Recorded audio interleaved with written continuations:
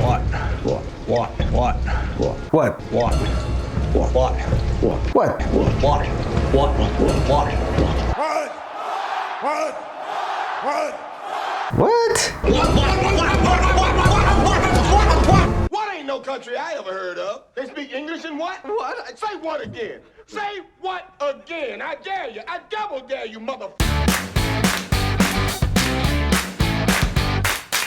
The Lighthouse is a Robert Eggers film, and it's about two lighthouse keepers, played by Batman aka Robert Pattinson and the Green Goblin aka Willem Dafoe. These two guys are trying to maintain their sanity while on a remote and mysterious island set in the 1890s.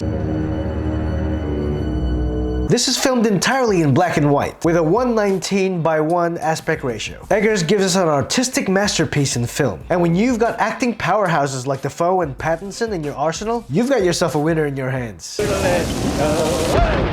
This film is dark and disturbing by nature, in all the best possible ways. It's not exactly a feel-good movie that I can watch over and over again. I saw it once and I thought, brilliant. Saw it for the second time and I thought, brilliant again. But by the end of the second viewing, I was a little bit spent. Because of its subject matter, it can be mentally exhausting. As brilliant as this movie is, I might find it hard to rewatch this in the future. All right, have it your way. This film was Oscar nominated for Best Cinematography, and you can really see why. There are countless and perfectly aesthetic shots, and it captures the mood of this film beautifully. Many of these shots look like these arty black and white photographs that you'll find in an art gallery. Except these pictures move. Along with the use of shadows and lighting, really gives us a sense of dread and claustrophobia. Robert Pattinson and Willem Dafoe really put on a masterclass in acting. Willem Dafoe, as expected, is fantastic as always. The last time I saw him in a movie that had a lighthouse in it was Aquaman. Not even close. That was the worst pep talk ever. In this movie, Dafoe speaks like a true sailor or pirate, and he sings sea shanties that remind me of Assassin's Creed Black Flag. Father in the dawn, there I did a squall and it's windy weather. He has these long monologues that really make me appreciate the skill of memorization combined with performance. Daddy! Let Neptune strike ye dead, Winslow! And this may be the best I've ever seen Robert Pattinson. There is no doubt in my mind that he has earned the right to be called one of today's top actors of his generation. This and a string of indie films has really proven his acting chops. Here we follow Pattinson's character as he goes into the slow descent into madness. His performance really shows the whole spectrum of human emotions, and there are some long scenes acted out purely through physicality without any dialogue. This is the best I've seen him, which excites me knowing that he's our new Batman. And it was especially fun to watch these two in their drunken moments and really embracing their madness. Now you're gonna find a lot of metaphors and symbolism here. And I love how not everything is spelled out for us and everything is open to interpretation. It's very psychological, tense, and just from watching these characters, it felt like I was losing my mind.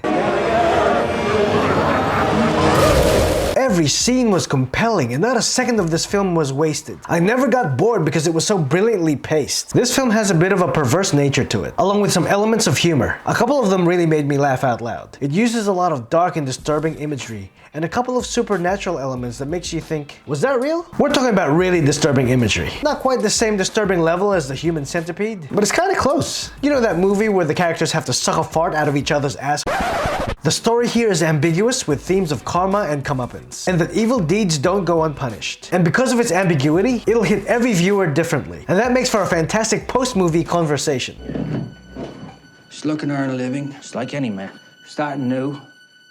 Now before I share my final thoughts, just a quick reminder to click like, share, subscribe, and hit the bell for notifications to my weekly reviews. And if you like my content and you're feeling generous, become one of my valued subscribers by signing up to my Patreon. Check out the link in the description below. And now for my final thoughts. Help me to recollect. Starting off with the lows, we've got a low rewatchability factor. And as for the highs, we've got amazing cinematography, powerhouse acting, evocative, and ambiguous.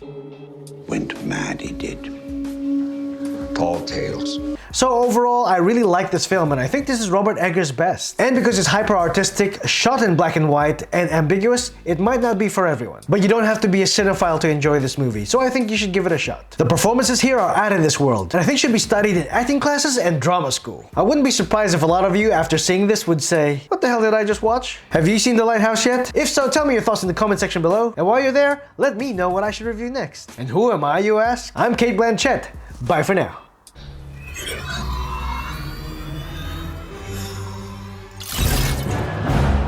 place of a Dark Lord, you would have a queen! Not dark, but beautiful and terrible as the dawn!